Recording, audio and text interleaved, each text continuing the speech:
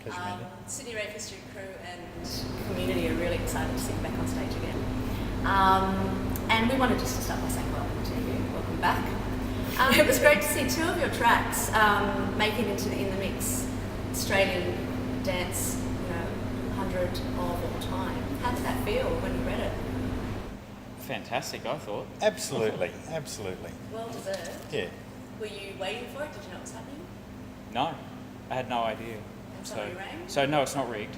And those lists are always, life's complicated, and I always find those lists a bit odd, but when one does come out that's so pertinent to our own sort of history and life, it's like, we were seriously there, so you wanted, so we were very jazzed. Yeah. And interestingly as well, that it wasn't the more popular radio singles, that it was something like Mrs. Hume, which was a B-side on a vinyl, which we loved, and a number of people were really like, aren't you going to do this as a single? It's like, it was just a thing that was there. Yeah. But it kind of got recognised after the fact, which was nice. Segueing from hearing the track, get into that was not a radio hit. I'm sure all of the people hang out to hear everything you need, obviously. What's your favourite track to play though? Do you have one? Everything you need. Yeah, everything you need, because it was the track that was for our whole, or certainly, because Noel was doing Vision 45, I came along a little bit later. About 2 years ago. Yeah, so, but certainly for the 7 years that I was part of the band in a very active way before, it was the standard. It was always part of the set, because the set changed and evolved a lot. So it's so deeply imbued. But there's a lot of great tracks. Cowbell, I actually really, is a fantastic track. And that was very, very late. Yeah. In that, and so it was past the point of releasing. So there's a couple of tracks that we were playing in the live set that weren't released. Sure. And that's kind of how the material went. We sort of approached it not from a DJ perspective. We were coming from a band perspective, but this was our world and our aesthetic. So we would work out material for the set and work it up and gig it and refine it and then go and record it. So tracks would be in the set for up to a year or more before it went anywhere near a record. And did you plan your songs for the DJs to play? Mistakenly, no, actually. And I have to say, Everything You Need for vinyl was the first one that we actually did say, okay, we just have to architect it this way. And the difference is evident because it just got played like a bastard. Did you know it was going to be a hit? One lives in hope always. Yeah, look, when you're working on tracks, you work through mechanics, you apply your craft and you go, yes, we're getting to where we think we want to get to. But every now and then, this utter magic happens. And Everything You Need had gone through about 3 completely different versions. It had already been released on the first album. And it really wasn't much in the set, and I think we'd stopped playing it in the set. And then one Sunday morning, went home and opened it up and experimented. Ben and I experimented with some of the sounds and arrangement. And by the end of the day, that was it. It was done and mixed. And it was something else. It kind of took it from here to there. And that's the kind of thing, that's the whole thing about creativity. You never know when it's going to actually happen. Have its moments. That's right. Yeah, and the and context changes. What audiences are interested in change. And one of the things that fascinates me with all of this is how here we are all these years later, and how current it still feels when I like having Michaela on stage, and her generation, and playing to a much younger audience, and how for them it still works really well.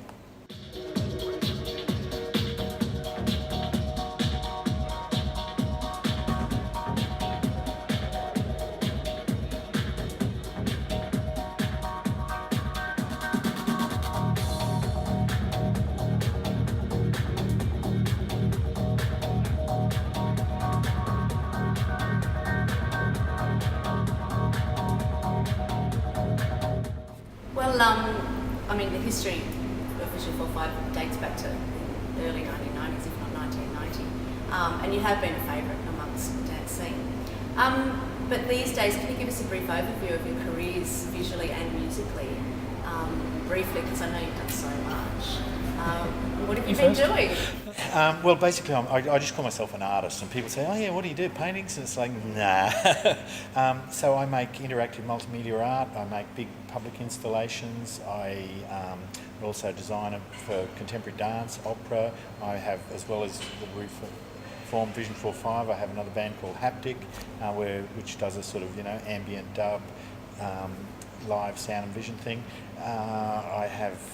I take on some very big commissions sometimes. I've been doing a lot of work in China and Asia and all over there. So, I just keep on doing stuff basically. And I'm not that, and that's why at the end of the day I just say, hey, look, I'm an artist. And people sort of, always, and it's interesting because, I'd been making music for a long time before I became part of Vision 4.5, and in many ways I focused on the interactivity and the vision, not just the vision, but the interactivity of what we did on stage during the Vision 4.5 time. So these days, I do all sorts of stuff, and what's always driven me all my life and all my creative career is is live sound and vision and bodies, and putting those three together. And then through doing that, I've explored all sorts of different technologies and interactive technologies, and we'll probably talk about that in a moment. But I've also enjoyed exploring context. So I've never been a guy who was that interested in, only showing in white box galleries or all of that, even though I do that as well now. But I've always been interested in exploring. So for me, the party scene, the dance scene, live band, Vision 4.5, the other things that I've done in galleries and museums that are much more sort of, or going and designing an opera, I'm very comfortable moving through all of those things.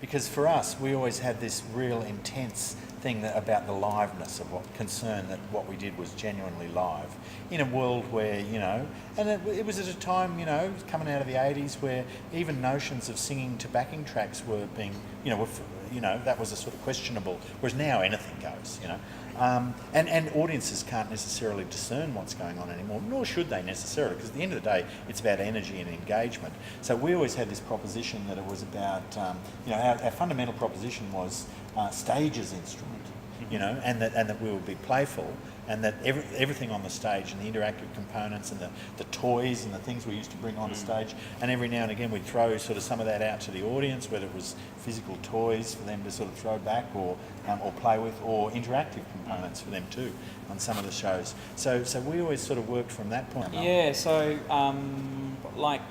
just like you say, that we use stage as an instrument, the studio has been my instrument.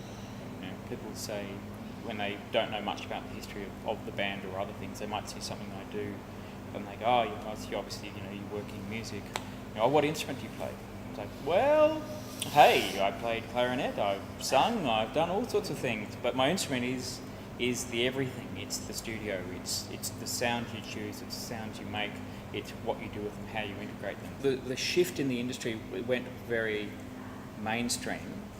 But in that, there was a shift of emphasis, and there was money being poured into, dance music. Not dissimilar to what's happened, 6 or 8 years ago in America with EDM. Kind of happened in the UK and Australia in the late 90s. It became very well invested in, but that also meant a whole bunch of people who weren't necessarily from the community or the culture were applying their standard rules to it. So, in essence, major labels started to pick up anyone who had an audience. Now, that meant in Australia, the highest profile acts were DJs. So a number of DJs got major record labels, had some great ideas. So in my position, I had a stronger career path to be able to support those kind of avenues and work as a producer.